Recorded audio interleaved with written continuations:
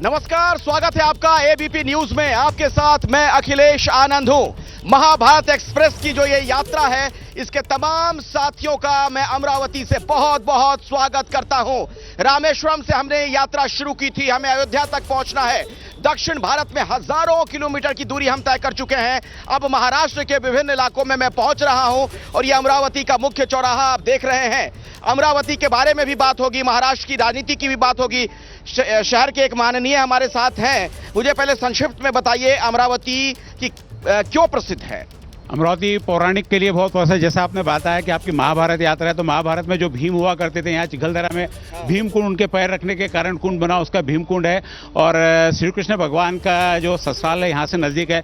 रुक्मणी को यहाँ से हरण करके लाए थे और अम्बा देवी का यहाँ पे बहुत महत्व है। यहाँ की कुल स्वामिनी अमरावती की, वहाँ से इन्होंने जो अंडरग्राउंड लेके आए थे गुफा में से होते हुए, और यहाँ पे उनके बाहर निकले थे अम्बा देवी। उसका ये महत्व यहाँ पे है। और पौराणिक के साथ में ये संतों की भूमि है। टुकड़ो जी महाराज, गाड़गे महाराज, यहाँ पे राष्ट्रीय संत जैसे यहाँ पे बिल्कुल बहुत पवित्र भूमि है ये। और देखिए यहाँ की जनता भी मेरे साथ यहाँ पर जुटने शुरू हो गई है। अमरावती के लोग बड़ी संख्या में। झंडे वंडे हटा दीजिए आप लोग, ये रैली नहीं है। झंडे वंडे हटा दीजिए, अपनी बात रखिएगा। झंडा हटा दीजिए, आता हूं मैं आपके पास। जी आइए सर, लिफ्ट जरा ऊपर भेजिए ताकि मैं नीचे जा सकूं स्टूडियो की तरफ। हाँ, तो मैं आपसे सर बात कर रहा था अमरावती के बारे में। सियासी तौर पर कैसे देखें इसे? सियासी तौर में प्रसिद्ध ये पुराने जो लीडर थे उनके कारण भी है। और महत्वपूर्ण यहाँ की अमरावती की जो सांसद थी प्रतिभाताई पाटिल, वो देश की राष्ट्रपति थी। जी, प्रतिभा पाटिल की वजह से भी जाना जाता है इस इलाके को, अमरावती को। हाँ, इधर आ जाइए, अंदर आइए सर। हाँ, उसके बाद में आप लिफ्ट नीचे कर लीजिए। हाँ, नवनीत राणा, जो पिछली बार यहाँ पे हनुमान चालीसा जो पूरी विश्व प्रसिद्ध हुई है, उसके कारण अमरावती का मातोश्री के बाहर उन्होंने कहा था कि मैं हनुमान चालीसा पढ़ूंगी, और जिसको मना कर दिया गया। उसके बाद में उनको 14 दिन की जेल हुई। उसके बाद में यहाँ का घटनाक्रम पूरा बदलता गया। ये बदलते चलते यानी इसका नाम पूरे देश में हो गया कि अमरावती को अब जाना जाने लगा प्रतिभाताई पाटिल के नाम से और नवनीत राणा के नाम से। तो इस पर हम आगे भी बातचीत करेंगे और महाराष्ट्र की राजनीति पर भी हम लोग बातचीत करने वाले हैं। आपको पता है लोकसभा की महाराष्ट्र में जो सीटें हैं उत्तर प्रदेश के बाद सबसे अधिक हैं। इसी से आप समझ सकते हैं कि राजनीतिक तौर पर कितना महत्वपूर्ण है। प्रधानमंत्री मोदी भी 10 तारीख को यहां पर पहुंचने वाले हैं। और आपको बता दें कि दरअसल 18 सभाएं होंगी। आप समझ सकते हैं बीजेपी का कितना ज्यादा यहां पर फोकस है। इस बीच यहां पर नेताओं से मैं बातचीत करूं उससे पहले आपको एक बड़ी खबर बताना चाहूंगा। महाविकास जो आघाड़ी है उससे जुड़ी खबर आ रही है। सीटों को लेकर, तालमेल को लेकर हमें जो बड़ी जानकारी मिल रही है, महाराष्ट्र में महाविकास आघाड़ी यानी इंडिया गठबंधन में सीट बंटवारे पर सहमति बन चुकी है। तो अभी की एक बड़ी खबर मैं आपको बता दूं, कल सुबह 11 बजे महाविकास आघाड़ी की प्रेस कॉन्फ्रेंस है, जिसमें 3 पार्टियां, शिवसेना, उद्धव गुट, एनसीपी, शरद पवार गुट और कांग्रेस के नेता शामिल होंगे। संजय राउत इस पर क्या कह रहे हैं, सुनवाते हैं आपको। शरद पवार जी, उद्धव ठाकरे जी, बाला साहेब थोरात जी, पृथ्वीराज चव्हाण जी, वर्षा गायकवाड़ जी और शिवसेना के भी सभी प्रमुख नेता उपस्थित रहेंगे। महाविकास आघाड़ी में सब कुछ ठीक है और ठीक हो गया है, ये बताने के लिए ये पत्रकार परिषद है। हमारे आघाड़ी में कोई भी बिगाड़ी नहीं है। बिगाड़ी तो मुझे सामने दिख रही है। अब तक उनकी सीट शेयरिंग नहीं हो गई है।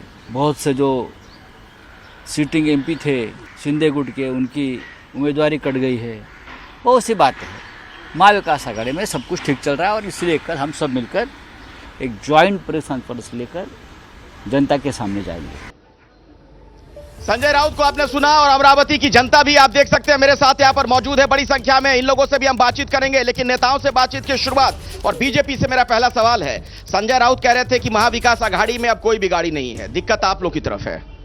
नहीं, ऐसा है कि संजय राउत जो बोलते हैं उसको पूरे महाराष्ट्र में कोई गंभीरता से लेता नहीं है।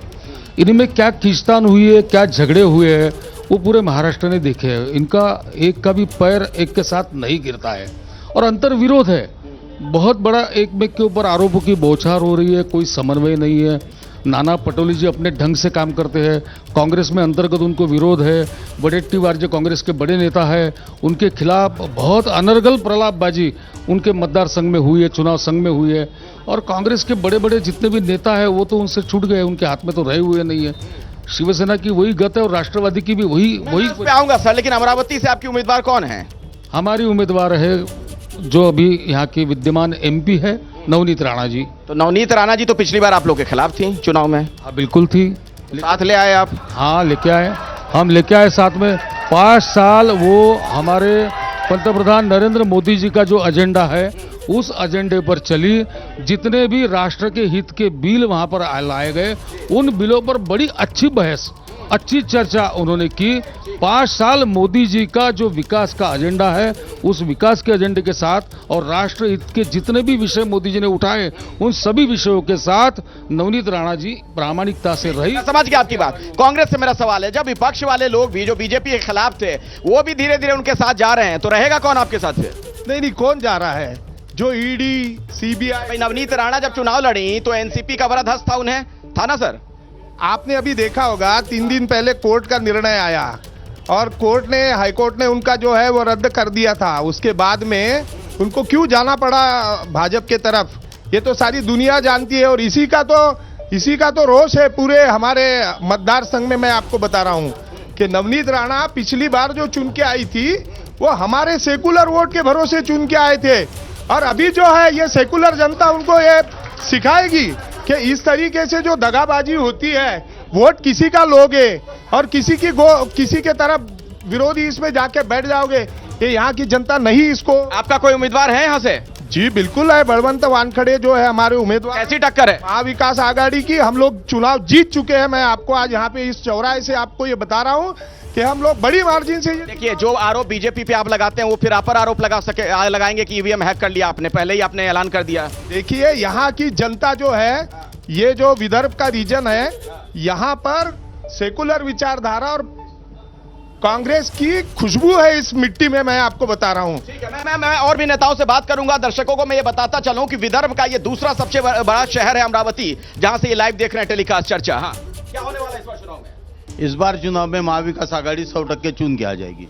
अच्छा, कितनी सीटें मिल रही महाराष्ट्र में? महाराष्ट्र में तो अभी तो मेरे अंदाज से 35 के ऊपर सीट शिवसेना, राष्ट्रवादी और कांग्रेस को मिली। कम क्यों लगा रहे हैं? सारी सीटें भी तो कह सकते थे। सारी इसलिए कुछ उनके लिए छोड़ना भी पड़ता है ना। अच्छा, आपके लिए थोड़ी सीटें छोड़ दी इन्होंने। महायुति के जैसे जो कैंडिडेट है हमारे यहाँ से, उनके लिए हम काम करने वाले हैं। ऊपर से हमारे को वैसे आदेश है, पर अभी अमरावती डिवीजन के अंदर अभी भी संभ्रम निर्माण है हमारे सब शिवसेना के कार्यकर्ताओं के अंदर कि हमारा ये शिवसेना का कैंडिडेट है या किसी एक पर्टिकुलर पार्टी का कैंडिडेट। गुट का नाम लेके बताइए देश भर में जो लोग आप लोग को सुन रहे हैं, क्योंकि शिवसेना यहाँ 2 है, थोड़ा कंफ्यूजन है। शिवसेना जो है वो अभी अधिकृत रीते जो है वो अभी एकनाथ शिंदे साहब जी को मिली है। इसके वजह से जो दूसरी पार्टी है उनका उबाटा नाम है। हमारे पास में शिवसेना ये अधिकृत नाम एक ही है। अच्छा जी। क्या होगा यहाँ चुनाव में? यहाँ चुनाव में जनता प्रहार और सर्वपक्षीय उम्मीदवार दिनेश बुक को चुन के देंगी। अच्छा, नवनीत राणा कहाँ मुकाबले में नजर आती हैं आपको?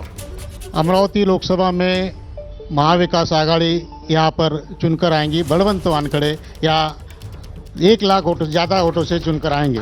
और दूसरी बात, अपने देश में 18वीं लोकसभा का चुनाव हो रहा है।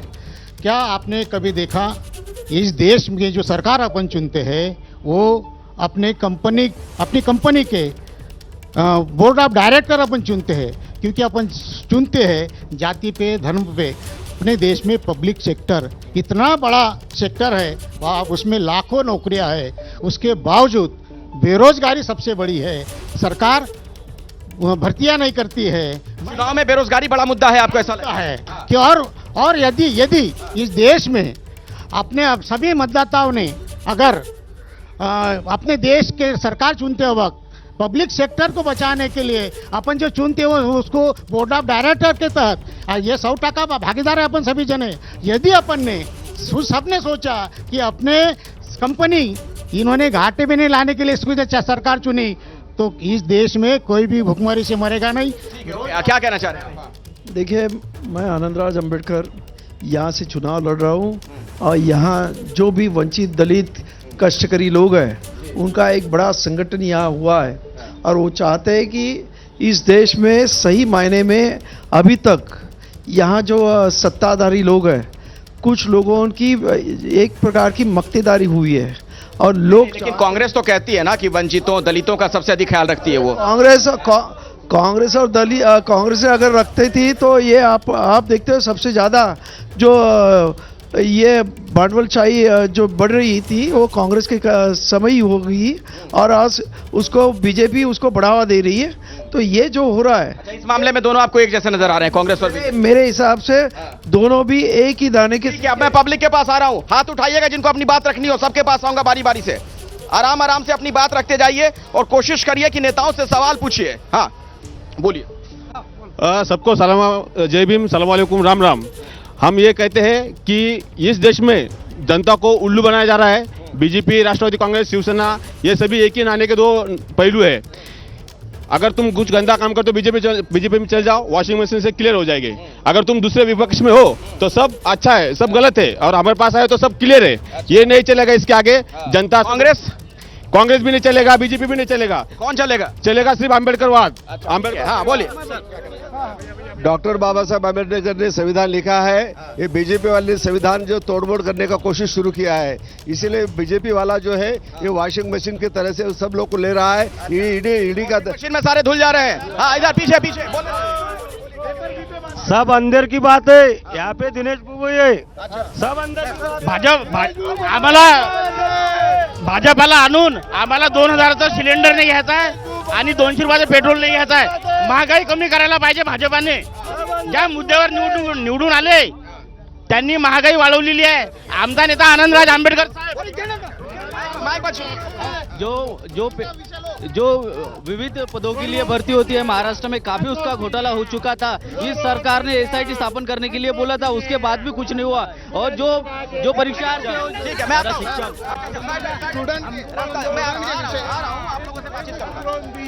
आराम से हल्ला करने कोई फायदा नहीं। हाँ मैं आता हूँ आप लोगों के पास। एक मिनट, नीचे आइए।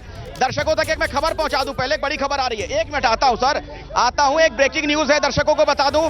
शराब घोटाले में आम आदमी पार्टी के एक और नेता को समन जारी किया गया है। अभी की बड़ी खबर आ रही है, ईडी ने दुर्गेश पाठक को समन जारी कर आज ही पूछताछ के लिए बुलाया है, जबकि केजरीवाल के पीए विभव से पूछताछ जारी है। मनोज वर्मा इसी खबर पर और अधिक जानकारी के साथ मेरे साथ जुड़ गए। मनोज, और क्या अपडेट मिल रहा है, क्या जानकारी आपके पास? बिल्कुल, देखिए अखिलेश, आपको बताना चाहूंगा कि आबकारी नीति मामले में जो ईडी है उसने दुर्गेश पाठक जो आम आदमी पार्टी के विधायक हैं उनको 2 बजे के लिए समन किया है आज के लिए। इसके अलावा जो केजरीवाल के निजी सचिव है विगम कुमार, उससे भी जो है ईडी ऑफिस में अभी पूछताछ चल रही है, उसको भी आज के लिए समन किया था। तो आबकारी जो नीति मामला है इसमें अभी दोनों के रोल की जो है ईडी की जो टीम है वो जांच कर रही है। अभी ये देखना होगा कि आखिर ये जो पूछताछ है वो कितनी देर तक चलती है। जी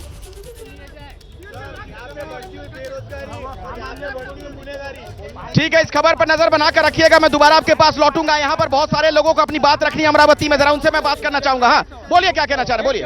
मेरा कहना है, सब सुनो। जो इस मोदी ने गारंटी दी थी कि 2 कोटी रोजगार को बात करते हुए और शेतकरी को आत्महत्या कम करेंगे, और शिक्षण 1500 स्टूडेंट को नौकरी नहीं है, छात्री का विषय। छोटे में बोलिए, बोलना क्या चाहते हैं? हाँ, हमारा कहना यह है कि छात्रों का, शेतकरी का, महंगाई का, बेरोजगारी का, ये शिक्षण का, ये जो मोदी ने वादे किए थे वो एक भी पूरा नहीं किया। वादा नहीं भाई, एक मिनट सर, आईएलओ की रिपोर्ट है। क्यों पकड़ रहे हैं आप? इधर से मैं आ रहा हूँ ना आपके पास। पकड़ने क्या मतलब है? खींच क्या बुला रहे हो? सर एक बात सुनिए, आईएलओ की स्टूडेंट का विषय ऐसा है कि हमारे अमरावती शहर में अभी इसके पहले जल संधारण के पेपर फुटी का प्रकरण हुआ, उसमें हजारों रुपए लेने के बावजूद भी अगर पेपर फुटी होती है तो वो विद्यार्थियों का मानसिक भी नुकसान होता है और आर्थिक भी नुकसान होता है। अमरावती शहर में जो संस्कृति के नाम पे शहर में जो 5-5 पब चालू है, एमडी जैसे नशेखोरी का यहाँ धंधे चालू है, इसको प्रोटेक्शन ये गवर्नमेंट। सर, मोदी जी ने गारंटी किस बात की दी है? देखिए सब योजना है इसमें लिखे हुए है, और आरोग्य कार्ड, आयुष्मान भारत कार्ड 5 लाख रुपए का दिया है, ये मोदी की गारंटी। और 15 लाख के बारे में जा रहे हैं, ये योजना है 15 लाख से ऊपर है ये योजना है। चलिए ठीक है, खबर ये आ रही कि कल 12 बजे कांग्रेस मुख्यालय में वीरेंद्र सिंह घर वापसी करने वाले हैं। इससे पहले उनके बेटे और हिसार से सांसद बृजेंद्र सिंह कांग्रेस में शामिल हो चुके हैं। हरियाणा के बड़े नेता हैं चौधरी वीरेंद्र सिंह, और इसी खबर पर जानकारी आपको देंगे मेरे सहयोगी जैनेंद्र। और क्या सूचना मिल पा रही है, क्या अपडेट है आपके पास? देखिए, बिल्कुल बड़ा अपडेट यही है कि बेटे के बाद अब चौधरी वीरेंद्र सिंह जो है वो कांग्रेस में शामिल होने जा रहे हैं। ये एक तरीके से उनकी घर वापसी है। इससे पहले जो उनके बेटे हैं हिसार से सांसद बृजेंद्र, वो कांग्रेस में शामिल हो चुके हैं, और अब कल दोपहर 12 बजे कांग्रेस मुख्यालय में चौधरी वीरेंद्र सिंह जो है वो घर वापसी करेंगे। मोदी सरकार में वो केंद्रीय मंत्री रह चुके हैं और बेटे उनके फिलहाल लोकसभा सांसद है। तो हरियाणा की सियासत के लिहाज से चौधरी वीरेंद्र का कांग्रेस में शामिल होना निश्चित तौर पर पार्टी को मजबूत करेगा। और चलिए जैनेंद्र, बहुत बहुत शुक्रिया आपका। तो हरियाणा की सियासत के लिहाज से एक बड़ा घटनाक्रम, महाराष्ट्र पर हर पार्टी का बहुत ज्यादा फोकस नजर आ रहा है और महाभारत एक्सप्रेस इस वक्त महाराष्ट्र के अमरावती में है। यहां मैं जरा लोगों से बातचीत भी करूंगा। आइए, किसी को अपनी बात रखनी है, क्या कहना चाह रहे थे आप? सर देखिए, मैं आयुष्मान भारत का प्रमुख हूँ और 5 लाख रुपए सुरक्षा बीमा हर आदमी को दिया है। नहीं मिला अभी तक। यह अमरावती शहर में विद्यार्थियों का बहुत बड़ा मुद्दा। हम यहाँ से हमारे एजुकेशन हो जाएगा, धीरे बोलो, इतने जोर से बोलोगे। कोई भी हॉस्पिटल में 5 लाख का बीमा होता नहीं है, योजना ही नहीं होती है। वो दिनेश भाऊ आगे बढ़ो, हमको एजुकेशन से बात करनी है। आपकी बात दिनेश भाऊ अरे दो व्यक्ति एक साथ बोलोगे, किसी की आवाज नहीं जा पाएगी। एजुकेशन का मुद्दा हमारे विकास का मुद्दा है। हफ्ते बाद दिनेश भाऊ खातर बन के अमरावती जाएंगे। 5 साल में कुछ नहीं किया। अरे आराम है, बेरोजगार का मुद्दा है और आनंद राज का वादा है। 1951 से आपको कुछ बोलना भी है कि खाली हल्ला करना है? क्या बोलना चाहते हो, क्या बोलना है, बोलो। दिनेश बाबू आगे बढ़ो, हम तुम्हारे तो आप नारा क्यों लगा रहे हो? रैली थोड़ी है, नेताजी के लिए नारे लगाए जा रहे हो। कोई बात देखिए, यहाँ सब पढ़े लिखे लड़के विद्यार्थी है सब। उन्होंने एक ही बात देखना चाहिए, सन 1951 से 2006 तक के जो भी संशोधन आए हुए हैं संविधान में, वो संशोधन पढ़े तो सबको शोषण के शिकार बनाने वाले संशोधन। मुद्दा क्या है इस बार महाराष्ट्र चुनाव में? 2014 तक 83% झूठ सर। अनएम्प्लॉयड ILO की रिपोर्ट है, हमारे महाराष्ट्र में 12,000 प्रोफेसर्स की वैकेंसी है और सरकार गए 10 साल से ये भर नहीं रही है। हम युवा बेरोजगार है, हम किसकी तरफ दे? मोदी जी ने 2 करोड़ रोजगार गए थे, 5 लाख भी रोजगार मोदी जी ने 10 साल में दिए क्या? ये सवाल मेरा भाजपा से। मैं जवाब लेता हूँ बीजेपी। 2014 तक 300 रुपए पेपर फी थी, अभी 1000 रुपए पेपर फी हुई है। इस पे और बड़े बड़े स्कैम हो रहे हैं। ये बड़ा महाराष्ट्र सरकार का स्कैम है, 1000 रुपए फी लेके ये भाजपा सरकार पे हमारा। आइए, सबसे बड़ा इशू है यहाँ का मेलघाट का, जो आदिवासियों का है। अभी तक ये सरकार ने बोला था कि नवनीत राणा ने आने के बाद में हम मेलघाट का खूब विकास करेंगे। आज भी 26 गांव ऐसे है कि चुनाव वहाँ पे वॉकी टॉकी पे होने वाला है। इसके लिए कुछ नहीं है। अभी हर साल का बोला था 2014 में कि हम 4G का डेवलपमेंट करेंगे। मैं इसका जवाब लेता हूं, भारतीय जनता पार्टी के नेता से जवाब लेता हूं। आपके लिए कई सवाल है सर, अगर आप सुन पा रहे हो। बेरोजगारी बहुत बड़ा मुद्दा। नहीं ठीक है, वो ऐसा है कि अमरावती में ये 10 सालों में अगर आप देखेंगे तो पिछले 60 साल की तुलना में जितना निधि मोदी जी के सरकार के बाद अमरावती में आया, उतना निधि उसके पहले कभी नहीं आया। यहाँ PM Myntra park, textile park शुरू हुआ, यहाँ पर वैगन फैक्ट्री का पूरा कामकाज पूरा हुआ है, वो शुरू हुआ है। वहाँ बहुत बड़ा रोजगार सबको मिलने वाला है। बड़े पैमाने पे अमरावती में काम हुए। इंफ्रास्ट्रक्चरल डेवलपमेंट के लिए जितना पैसा इन 10 सालों में एक लिए रुकना पड़ेगा। इतना सारा काम हुआ है, कांग्रेस कह रही है कुछ नहीं हुआ है। क्या हुआ है? जो कांग्रेस ने वैगन कारखाना का लाया था उसको अभी तक पूरा नहीं किया। मिसाइल का जो कारखाना यहाँ आया था वो अडानी को दे दिया और अमरावती से वो कारखाना अभी हैदराबाद चले गया, हमारे हरमन चले गया। हमारे बच्चे भूखे घूम रहे हैं, सुशिक्षित बेरोजगारों की। इस पर बड़ी खबर ये आ रही है, स्मृति ईरानी ने राहुल गांधी पर बड़ा हमला किया है। जो हमें जानकारी मिल रही है उसके मुताबिक उन्होंने कहा कि राहुल गांधी ने PFI का समर्थन लिया। वायनाड से चुनाव लड़ने के लिए राहुल ने PFI का समर्थन लिया है। ये बड़ा आरोप स्मृति ईरानी की तरफ से लगाया गया है। इसी पर कांग्रेस के नेता मेरे साथ यहां पर हैं, उनसे भी मैं बातचीत करूंगा, लेकिन पहले स्मृति ईरानी को सुन लीजिए। ये जानकारी प्राप्त हुई कि राहुल गांधी ने वायनाड को अपना परिवार घोषित किया है। ये सुना जाता था कि लोग रंग बदलते हैं, पहली बार देखा कि व्यक्ति अपना परिवार भी बदलता है। राहुल गांधी का कहना है कि वायनाड के लोग ज्यादा वफादार हैं। तो अमेठी की वफा का क्या, जिन्होंने 15 साल एक ऐसे सांसद को ढोया जिसने अमेठी के लिए कुछ नहीं किया। वायनाड में अपना चुनाव लड़ने के लिए राहुल गांधी ने आतंकवादी संगठन PFI का समर्थन लिया। PFI के आतंकी संगठन ने हर जिले में कितने हिंदुओं को मारना है उसकी लिस्ट बनाई। तो जो हिंदुओं को मारने की लिस्टें बना रहे हैं राहुल गांधी जी, कृपा अमेठी की जनता को ये बतलाएं, ऐसे संगठन के सहयोग से आप वायनाड का चुनाव क्यों लड़ रहे हैं? स्मृति ईरानी को आपने सुना। मेरे साथ यहां पर अमरावती में कांग्रेस के नेता जो मौजूद हैं, उनसे इस पर मैं रिएक्शन भी लेना चाहूंगा, फिर हम चर्चा आगे बढ़ाएंगे, यहां के लोकल इश्यूज पर भी बातचीत होगी। ये देखिए, वायनाड तक पहुंच गए स्मृति ईरानी और कह रही है कि आतंकवादी संगठनों का समर्थन आप लोग ले रहे हैं। स्मृति ईरानी जी जो है वो चाहे कितना कोशिश कर ले, वायनाड से राहुल जी के सामने उनका कुछ नहीं चलेगा। उनको आदत है ये, ऐसा है जब आप कश्मीर में मुफ्ती महबूबा मुफ्ती के साथ में गवर्नमेंट बनाते हैं तो वो देशभक्त होती है, और जब आपका ये होता है तो ये सर्टिफिकेट जो है ना कि कौन देशभक्त है, कौन राष्ट्रभक्त है, कौन राष्ट्रद्रोही है, ये देना बंद करें स्मृति ईरानी। सबसे पहले सर्टिफिकेट क्यों देते रहते हैं सर? आप लोग कह रहे हैं बंद करिए सर्टिफिकेट बांटना। हम क्यों सर्टिफिकेट देंगे? पीएफआई से लेके ये जितना भी पाप है इस देश का, हिंदुस्तान का, वो तो राहुल गांधी और उनके पुरखों ने, सबने उन्होंने तैयार किया हुआ है। क्या समर्थन नहीं करेंगे वो? क्या समर्थन नहीं करेंगे? उनको समर्थन करना पड़ेगा। वहां वायनाड से लेकर अमरावती तक, यहाँ अमरावती में भी जब रजा अकादमी ने हमारे ऊपर हमला किया हिंदुओं के ऊपर, तब भी यहाँ के कांग्रेस की भी वही पॉलिसी थी, वो इनका ही सरकार था। तो पूरे देश में अल्पसंख्यकों के वोटों के लिए, गट्ठा मतदान के लिए, गट्ठा वोटों के लिए इस तरह से उनकी क्रिमिनल और जो देश विरोधी गतिविधियां हैं उनको समर्थन देने का पाप कांग्रेस शुरुआत से करते हैं। अच्छा, नवनीत राणा की क्या स्थिति यहाँ पर नजर आ रही चुनाव में? नवनीत राणा का डिपॉजिट जब्त हो जाएगा। उन्होंने खुद की कास्ट बचा लिया, लेकिन खासदार की बचा नहीं सकेगी, क्योंकि कास्ट जो बचाया, नागपुर में एक रिजल्ट जिसको सवेरे दाखिल होता है कास्ट सर्टिफिकेट का और रात में निकाल दे देता है कोर्ट, और जमानत जब्त हो जाएगी नवनीत राणा की।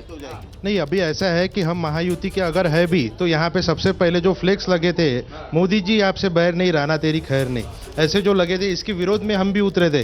पर दिक्कत अभी ऐसे है कि ये बीजेपी के कैंडिडेट है कि युवा स्वाभिमानी के दो ही पार्टियों के 19 महायुति में 19 घटक पक्ष है, उसमें से 2 ही पार्टियां ऐसी दिख रही है कि वहां पे जो मौजूद है, यहाँ पे जो शिवसेना का अस्तित्व है, शायद तक वो अभी के जो खासदार है वो भूल चुके हैं कि अपने साथ में शिवसेना भी उन्होंने ली है। क्योंकि अभी अगर हम कहीं पे छोटे में क्या होने जा रहा है इस बार के चुनाव में? आपसे पहले यहाँ पे पूरा राजकीय क्षेत्र, सामाजिक क्षेत्र और विधि क्षेत्र, वैद्यकीय क्षेत्र और आम जनता यह बीजेपी के कैंडिडेट के खिलाफ में है। बीजेपी के खिलाफ में है कि नहीं ये नहीं बोलता, लेकिन कैंडिडेट के खिलाफ, बीजेपी के कैंडिडेट के खिलाफ में है लोग। मोदी जी ने कहा था 2022 तक सबको घर देंगे। अमरावती शहर के हर झुग्गी में जाके देखो, एक को भी अगर घर दिया होगा मोदी जी ने 10 साल में तो देख लेना, किसी को करने, सिर्फ जुमलेबाजी है। देखिए इस पूरे लोकसभा क्षेत्र में एक मैंने देखा है कि यहाँ नए लोगों को चांस दिया जाता है। यहाँ आपने देखा होगा अपक्ष लोग बहुत अच्छी तरह छोटे छोटे पार्टियों को यहाँ के लोग ज़्यादा पसंद करते हैं, और एक दूसरे कितने लोग ऐसे जीत जाते हैं छोटी छोटी पार्टियों के? अभी देखो ये जो खासदार भी अभी की है वो छोटी छोटी पार्टी की है। बहुत सारे अभी हमारे ये जो प्रहार, कितनी सीटें मिलेगी तो बताइए ना, 48 में कितनी सीटें मिल जाएंगी? देखो जो भी है अभी तो कोई हिसाब नहीं लगा सकता है कि स्थिति में कोई नहीं बता सकता है कि आज अभी अब की बार 400 पार करने वाले भी कितने सीटें मिलेंगे वो नहीं बता सकते। कह तो रहे हैं, दावा तो कर रहे हैं। ठीक है, चलिए मैं इन लोगों के पास आता हूं। बीजेपी जो बार बार कह रही है अब की बार 400 पार, क्या हो जाएगा? महाराष्ट्र में क्या सीन है इस बार? जी अपनी बात रखना है। नहीं होगा 400 पार सर, यहाँ पे तो ऐसा चल रहा है, देखो 430 पार, ईवीएम में तो सब मुमकिन है, ईवीएम है तो मुमकिन है। ये बोल रहे हैं कि मुसलमानों ने इनको, बीजेपी वालों को मारा, हिंदुओं को मारा, पर हमारा ये कहना है कि रवि राणा जी ने बीजेपी का ऑफिस फोड़ा था, इनके आमदार के घर पालक मंत्री को बालक मंत्री कहा था, और इनके घर चूड़ी बेचे था, चूड़ी, और वो सब जन आज रवि राणा का और नवनीत राणा का प्रचार कर रहे हैं। इससे बड़ी बात कोई हमारा ये बोलना है कि ये बोल रहे कि इस पर हमला मुसलमानों ने किया, जब राणा ने इन पर हमला किया। बच्चों को हल्के में मत लेना। कौन ले रहा हल्के में? नहीं मत लेना।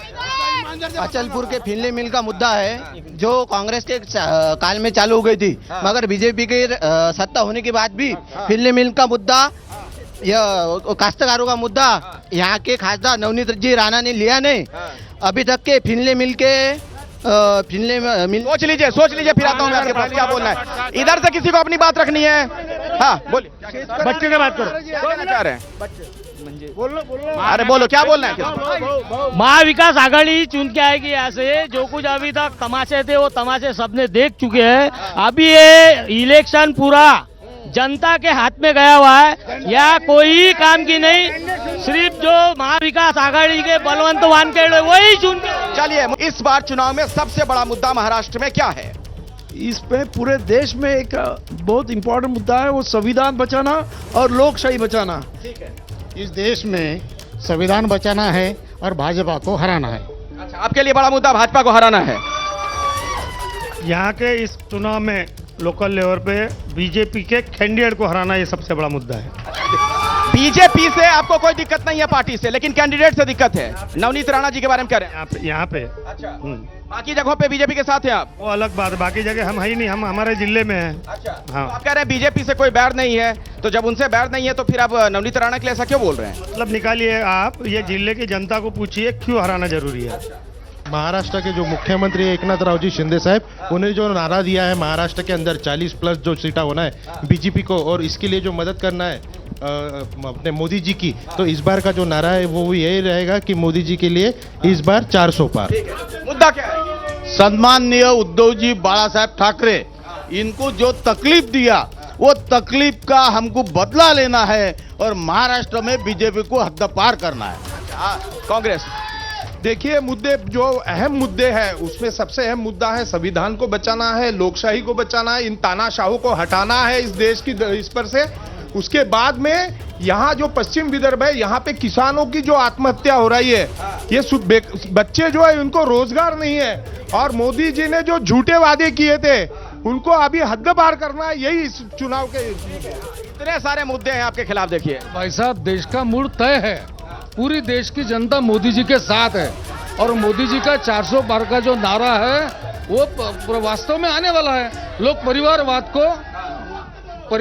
को लोग प्रहार वाले क्यों बोल रहे हैं कि हमें बीजेपी से कोई दिक्कत नहीं है, लेकिन आपके उम्मीदवार से दिक्कत है? आ जाएंगे, साथ में आ जाएंगे, उनकी ख्याति है, उनके वो भली भांति परिचित है जिले को कि शुरुआत में आवाज बढ़ता है, धीरे धीरे साथ में आ जाते हैं। अच्छा, अभी नाराज है, आप मना लेंगे उनको? हर बार साथ आए हैं, आखिरी के दिन तक देखिए कौन किसके साथ जाता है, सब कुछ ठीक होगा और मोदी जी 400 पार ही होगा। चलिए, अब मैं पब्लिक के पास आ रहा हूँ, पीछे चलिए, अपनी अपनी बात रखिए, हुल्लड़बाजी मत करिए, नारेबाजी हुल्लड़बाजी नहीं, अपनी अपनी बात रखिए। हाँ बोलिए, क्या कहना चाहते हैं? पीछे आइए, इधर आइए। कांग्रेस के नेता ने अभी बोला कि हम मतलब तानाशाही हटाएंगे।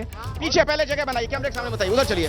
कांग्रेस के नेता ने अभी बोला कि हम तानाशाही हटाएंगे और बच्चों को रोजगार देंगे। तो सर, आपकी क्या प्लानिंग है रोजगार के लिए, बच्चों के रोजगार के लिए आपकी क्या प्लानिंग है, बताइए।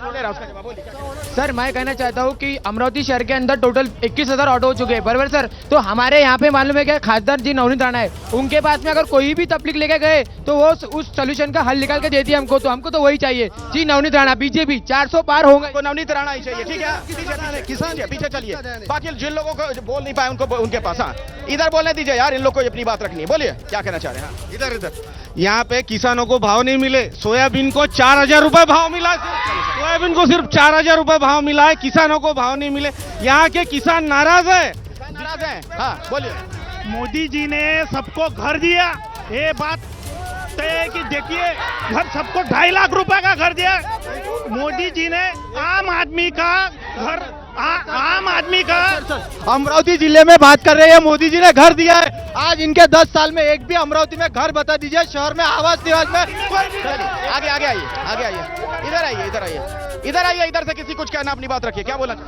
यहाँ का एजुकेशन में स्कूल बंद हो रहे हैं सर, और बड़े बड़े यहाँ पे यहाँ की फैक्ट्री उधर लेके जा रहा है, यहाँ का काश्तकार आत्महत्या कर रहा है सर, और यहाँ का ये 5 सालों में मोदी जी ने कुछ नहीं किया है। हमें किसानों का मुद्दा, बेरोजगार, एजुकेशन के मुद्दे बोलने। मेरे पास अब समय नहीं है, मेरे पास अब वक्त की कमी है। अमरावती से फिलहाल इतना ही। हम लगातार घूमते रहेंगे। महाभारत एक्सप्रेस की जो ये यात्रा है लगातार जारी रहने वाली है। महाराष्ट्र में भी और भी जगह हमें पहुंचना है, वहां से जो जनता के मुद्दे हम आप तक पहुंचाएंगे। नेताओं से हमारी बातचीत जारी रहेगी। रामेश्वरम से शुरू हुई हमारी ये यात्रा अयोध्या तक पहुंचने वाली है। हमारे इस सफर में आप भी साथी बने रहिए, देखते रहिए एबीपी न्यूज।